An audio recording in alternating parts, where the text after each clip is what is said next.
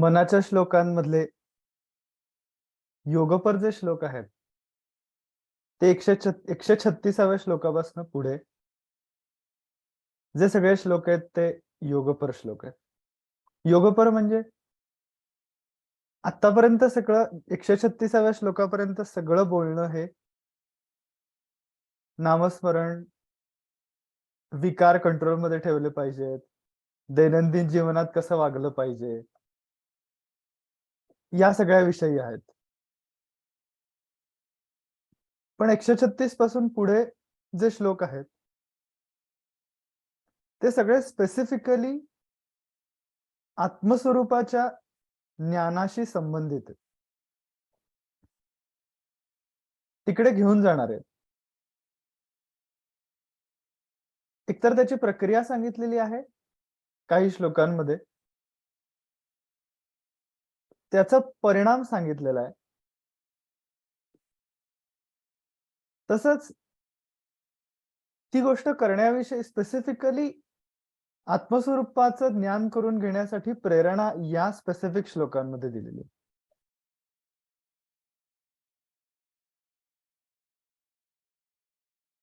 आणि त्यामध्ये कुठल्या-कुठल्या गोष्टी मध्ये येतात आणि त्याचं निराकरण कसं करायचं हेही सांगितलेलं आहे.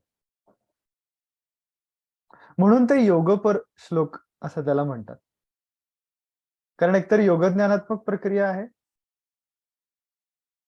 योग ज्ञान करून घेण्यासाठीची प्रेरणा पण त्यात सहजच आहे. आणि ती प्राप्त झालेल्या लोकांच्या अवस्थांचं वर्णन देखील आहे. त्यामधले छोटे-छोटे, सूक्ष्म-सूक्ष्म पदर एक्सप्लेन केलेत. सहज जाता-जाता असे. त्यामधला आजचा जो श्लोक आपण बघणार आहोत, जयाचे तया चुकले प्राप्त नाही.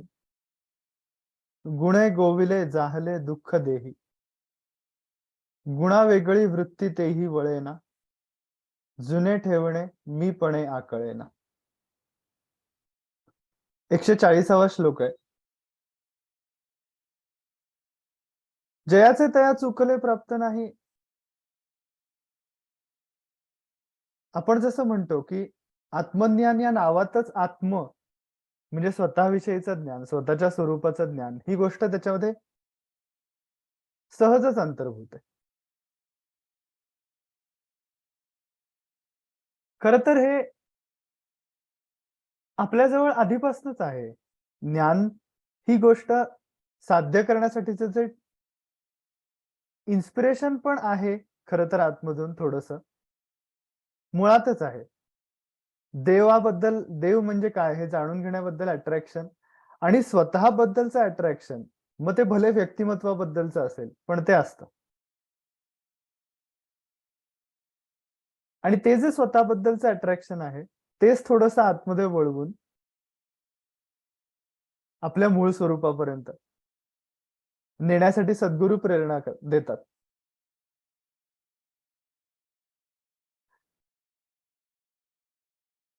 निसर्गदत्त महाराज एक कथा सांगायचे, की एक साधू असतो एका गावामध्ये आणि त्याच्याकडे परीस असतो आणि तो परीस त्याने लपवून ठेवलेला असतो.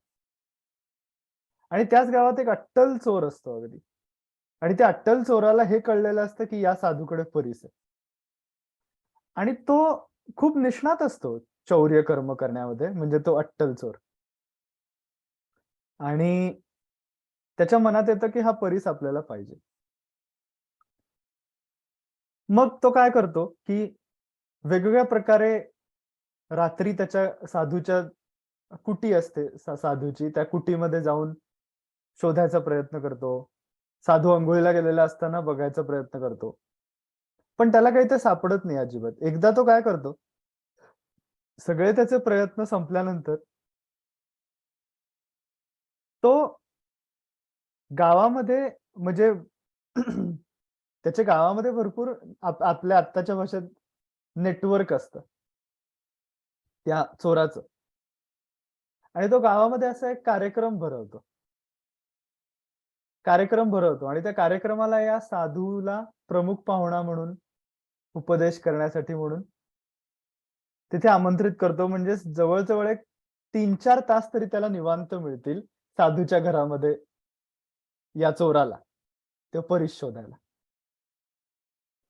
म्हणजे की एकदा का तो कार्यक्रमाला साधू गेला, की आपल्याला एक 3-4 तास तरी तो काही येणार नाही असं. मग त्या दिवशी झालं, तो साधू जातो कार्यक्रमाला, म्हणजे त्याला बोलावणं येतं, तो जातो. हा शिरतो साधूच्या घरामध्ये चोर आणि मग तो सगळंच शोधतो, कपाटं शोधतो उघडून. कपाटं-बिपाटं शोधतो, पेटारे शोधतो, पेटाऱ्यांमध्ये बघतो. मग ते फोडतो-बिडतो सगळं. जमीन उकरतो, की बाबा जमिनीच्या खाली काही त्याने ठेवलंय का असं, कुठली पेटी-बिटी लागतीये का? वरती छतात बघतो वगैरे सगळीकडे बघतो. आणि त्याला काही म्हणजे काही तो परीस काही केल्या मिळत नाही. शेवटी तो थकतो. एवढं 3-4 तास आता त्या कुटी केवढूशी असणार. तिथे पण तो 3-4 तास शोधतो. काही त्याला मिळत नाही. सगळीकडे बघतो. शेवटी त्यालाच लाज वाटते. कारण का शेवटी काय आहे ना, की माणसाला आपण ज्या कर्मामध्ये निष्णात आहोत, त्याची त्याला जाणीव असते, की चोरी म्हणजे आपल्या अगदी डाव्या हातचा मूळ आहे. त्यामुळे त्यालाच लाज वाटते, की अरे एका साध्या साधूच्या साध्या कुटीमधला एक परीस आपल्याला मिळत नाही. दुसऱ्या दिवशी तो चोर जो असतो तो साधूच्या घरी पुन्हा एकदा येतो आणि तो साधूलाच प्रत्यक्ष भेटतो म्हणजे. आणि तो नमस्कार करतो साधूला आणि म्हणतो, की "मी गेले कित्येक दिवस तुमच्याकडे असलेला परीस शोधण्यासाठी म्हणून तुमच्या घरामध्ये शिरण्याचा प्रयत्न करत होतो. आता मी खूप शोधलं. काल सुद्धा मी आलो होतो, तेव्हा देखील मी खूप शोधलं. पण आता मला तो काही सापडला नाही. तर आता मला तो परीस नाही मिळाला तरी चालेल. पण तुम्ही तो कुठे लपवलायत ही जागा मला पाहिजे." कारण मी इतकं शोधलेलं आहे, की आता असं शक्यच नाहीये आजपर्यंत मी कितीतरी मोठमोठे दरोडे घातलेत, अवघड-अवघड ठिकाणी जाऊन, की हा माझ्यासाठी किरकोळ होतं, पण हे मला मिळालं नाही. तर तुम्ही कुठे लपवून ठेवलेत ते? तर साधू त्याला म्हणतो, की "अच्छा तुला परीस पाहिजे का? हे काय समोरच आहे" म्हणतो. आणि त्याच्या दिवाणखान्यातच एक छोटी लोखंडाची पेटी असते. त्या पेटीत तो परीस असतो. तर तो म्हणतो साधू म्हणतो, की "ती लोखंडाची पेटी आण इकडे." म्हणजे समोरच असते, "ती दे माझ्याकडे." ती लोखंडाची पेटी साधू उघडतो. त्याच्या आत तो परीस कापडामध्ये गुंडाळलेला असतो. आता ही लोखंडाची पेटी खरं तर त्या चोराला पण दिसलेली असते. पण त्याच्या मनात येतं, की लोखंडाच्या पेटीत जर परीस ठेवला, तर ती एवढीशी पेटी ती सगळी सोन्याची होऊन जाईल. त्याच्यात असल्यावर परीसाचा स्पर्श झाला की. बाकी तर सगळे लाकडी कपाटं, पेटारे-बिटारे सगळं बघतो. पण या लोखंडाच्या एवढ्याशा पेटीत तो परीस पण कापडात गुंडाळलेला आहे. तसं निसर्गदत्त महाराज म्हणायचे, की आत्मतत्व हे त्या परिसासारखं आहे, पण त्याला देहबुद्धीचं कापड आपण लावलेलं असतं. त्यामुळे देहाच्याच लोखंडी पेटीमध्ये देहबुद्धीच्या कापडात ते आत्मतत्वाचं परीस आहे. पण ते कापड असल्यामुळे ते जसं लोखंडाची पेटी सोन्याची होऊ शकत नाही जोपर्यंत देहबुद्धीचं आवरण आहे तोपर्यंत. म्हणून हे जसं समोरच आहे, जवळच आहे अगदी, पण मला सापडत नाहीये. तसं समर्थ इथे म्हणतात, की "जयाचे तया चुकले प्राप्त नाही." तुझ्याच जवळ आहे, पण चुकलेलं आहे. तू चुकलेला आहेस त्याला. असं समर्थ आपल्याला सगळ्यांना सांगतायत. गुणे गोविले जाहले दुःख देही. गुणांमध्ये म्हणजे 3 गुण सत्व, रज, तम. या 3 गुणांच्या मध्ये माणूस वावरत असतो म्हणजे अंतःकरणाने. या त्रिगुणांनी मिळून अंतःकरण बनलेलं असतं. अंतःकरणाची अवस्था बनते.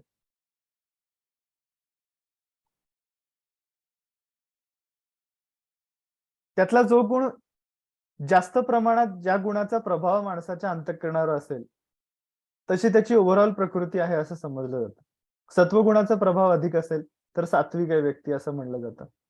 रजोगुणाचा प्रभाव अधिक असेल, तर ती व्यक्ती वर्कोहोलिक आहे असं म्हणलं जातं. आणि तमोगुणाचा प्रभाव अधिक असेल, तर आळशी आहे खूपच किंवा मंद आहे, सारख्या चुका करतो छोट्या-छोट्या गोष्टींमध्ये, असं म्हणलं जातं. तसं गुणे गोविले जाहले दुःख देही. म्हणजे माणूस सारखा दुःखामध्ये असतो असं नाही समर्थांना म्हणायचंय. पण दुःखरूप असणाऱ्या अशा संसारामध्ये त्याचं मन असतं. म्हणजे की त्याच गोष्टीमध्ये खूप गुंतून राहिल्यानंतर शेवटी त्याला त्याच्यामध्ये एका सर्टन लिमिटपर्यंत आनंद मिळेल. पण तो आनंद तेवढ्याच वेळापुरता असेल आणि त्या आनंदाकडे तो आशा लावून राहतो आणि त्या आशेतनं त्याला दुःख कारण ती आशा त्याची संपतच नाही कधी, की एखाद्या स्पेसिफिक पर्टिक्युलर गोष्टीमधनं तसंच तो सुख सारखं घेण्याचा प्रयत्न करतो आणि ते तसं काही त्याला मिळत नाही. दुसऱ्या एका ठिकाणी समर्थांनी याच प्रकारे वर्णन करताना म्हणलंय, की ज्याप्रमाणे एखादा कुत्रा एखादं हाड चघळतो, मांस लागेल त्याच्यामध्ये अशा अपेक्षेने, तसं माणूस विषयांच्या मध्ये सुख शोधण्याचा प्रयत्न करत तेच ते विषय चघळत राहतो. वरती करोनी दांताळी, श्वानपुत्र हाडे चघळी. तैसा विषयी तळमळी, विषय सुखा कारणे, असं समर्थांनी म्हटलं.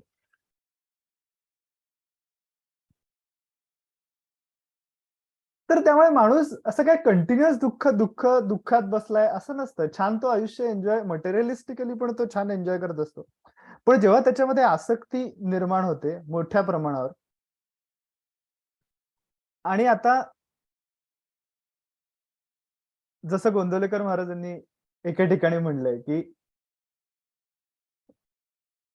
व्यवस्थित पैसा कमवावा. म्हणजे तुम्ही भरपूर श्रीमंत व्हा, गाद्या-गिरद्यांवर वर लोळा, पण त्या पैशामुळे मी सुखी आहे असं समजण्याची चूक करू नका. हा भाग वाक्याच्या अगदी शेवटी येऊन जातो आणि एकदम तो सहज येऊन जातो. पण तोच सगळ्यात महत्वाचा आहे, की या पैशामुळे मी सुखी आहे असं समजण्याची चूक करू नका.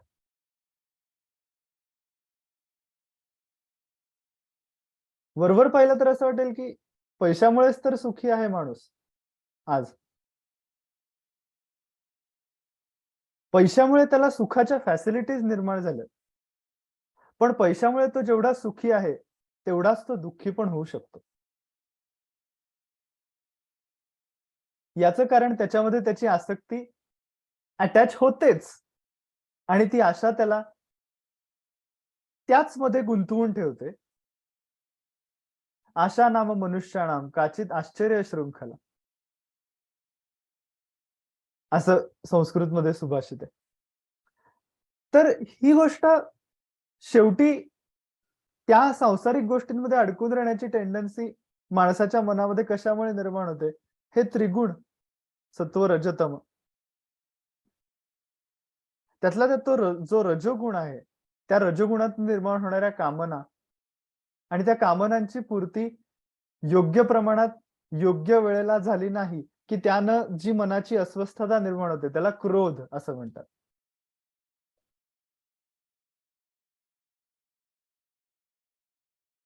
म्हणून गुणे गोविले जाहले दुःख देही, की शाश्वत अशा प्रकारचं समाधान या सुखांमधनं मिळणार नाहीये. आणि त्याच प्रकारच्या सुखाच्या साधनांमधनं तेच सुख त्याच मॅग्निट्यूडने कायम मिळत राहत नाही.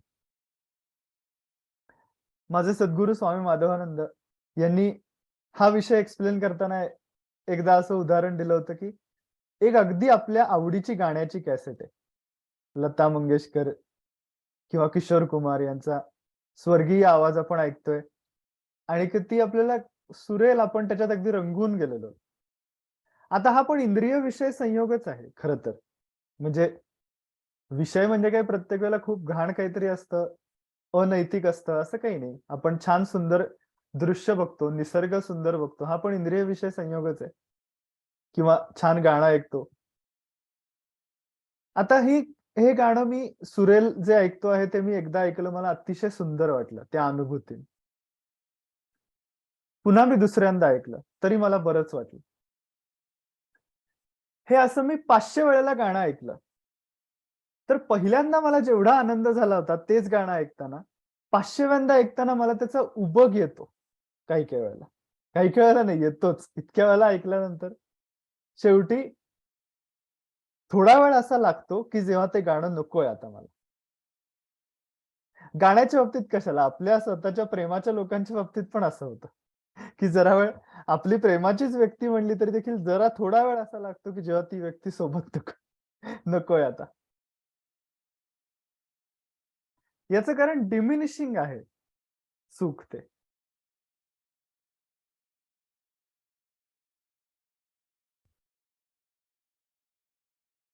मनाची ती कपॅसिटीच लिमिटेड आहे, की त्याच साधनांमधून त्याच मॅग्निट्यूडचं सुख ते बाहेर कुठे तेवढ्याच प्रमाणात कंटिन्युअसली घेऊ शकत नाही.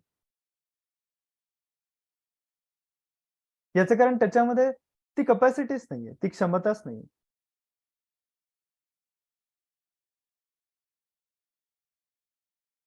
म्हणून समर्थांनी म्हणलंय, "गुणे गोविले जाहले दुःख देही, गुणावेगळी वृत्ती तेही वळेना." गुणावेगळी वृत्ती म्हणजे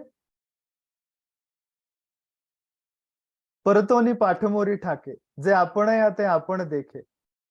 असं जे ज्ञानेश्वर महाराजांनी म्हणलंय, की आतमध्ये वृत्ती वळणे, स्वच्या जागी वृत्ती वळणे, भ्रूमध्यापाशी लक्ष केंद्रित करणे, थोडंसं अंतर्मुख होणे आणि अंतरंगातल्या ईश्वराचा वेध घेण्याची प्रवृत्ती म्हणजे गुणावेगळी वृत्ती म्हणून तेही वळेना असं म्हटलेलं आहे. वळणं हे आपण बऱ्याचदा मागे वळणं या अर्थाने किंवा चालू होत्या डायरेक्शनपेक्षा डायरेक्शन जेव्हा आपण बदलतो आपली, तेव्हा त्याला आपण वळणं असं म्हणतो. म्हणून गुणावेगळी वृत्ती तेही वळेना असं म्हणलेलं आहे.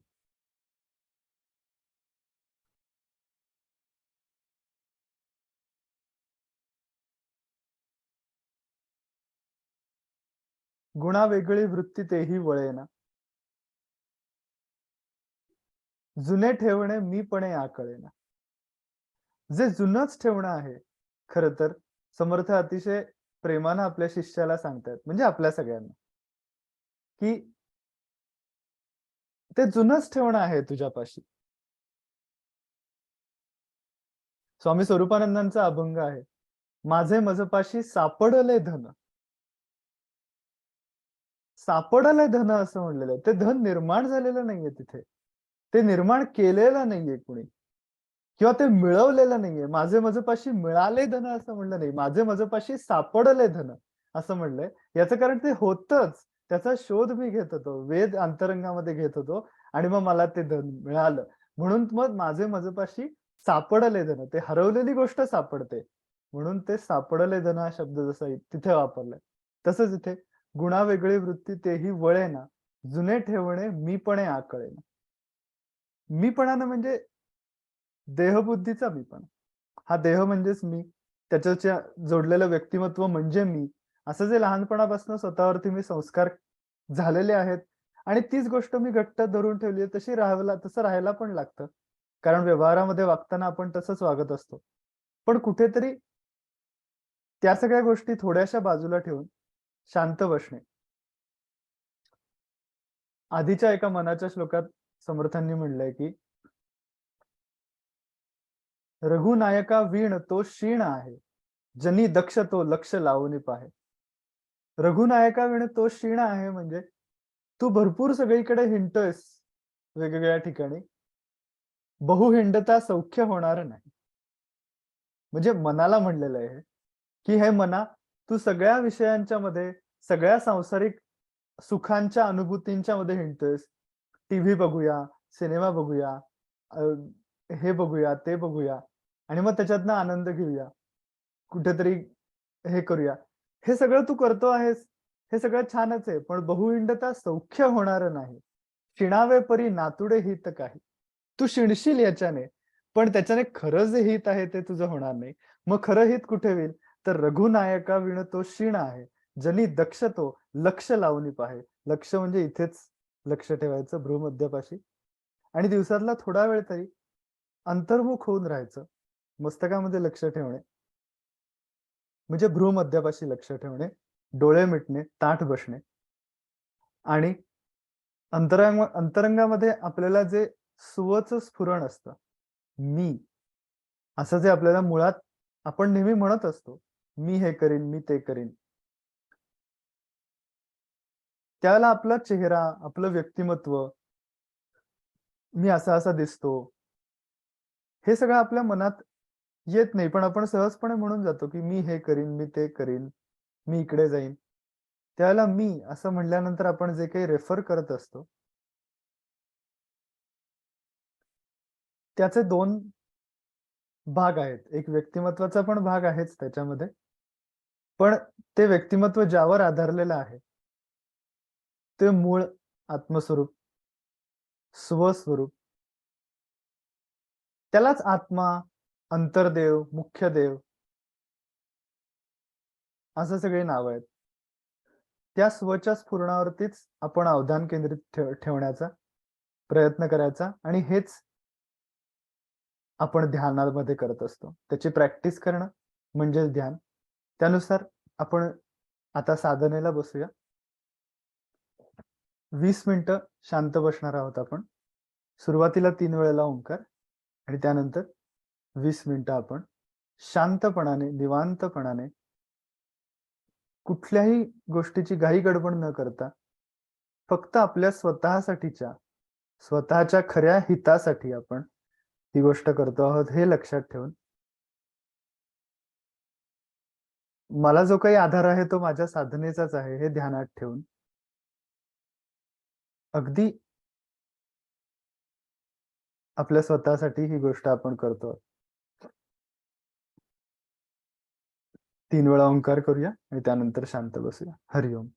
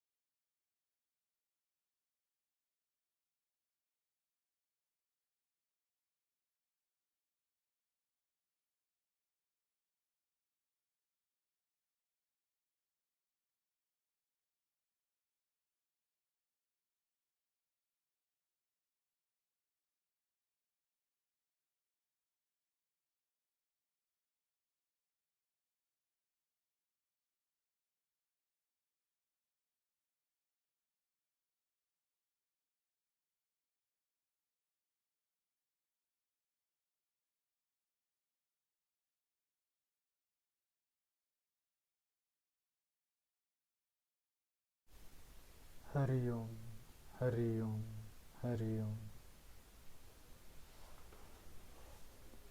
केवलं करुणाकारं कैवल्यानन्ददायकं संसारतापशमनं समर्थं समदर्शिनं स्वयं प्रकाशं संसिद्धं स्वरूपानन्दसद्गुरुं पावनं परमं शान्तं पावसेवासिनं भजे।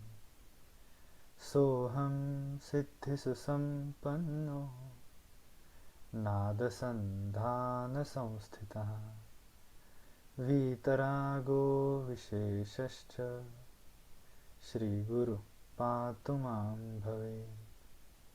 ज्ञानेशाङ्घ्रिसरोजलुब्धमधुप स्वामी स्वरूपाङ्कितः सन्तानां वचनानुभूतिपथिक साक्षी स्वयं कापडि गार्हस्थ्ये किल एकनाथसदृशो वृत्तौ तुकारामवत् सोऽहं योगरतं कृतार्थचरितं वन्दे यतिं माधवम्। यस्य स्मरणमात्रेण चित्तं भवति निर्मलं स्वामी समाधवानन्दो नित्यं वसति मे हृदि। ॐ तत्सत्। हरि ओम। श्रीराम श्रीराम।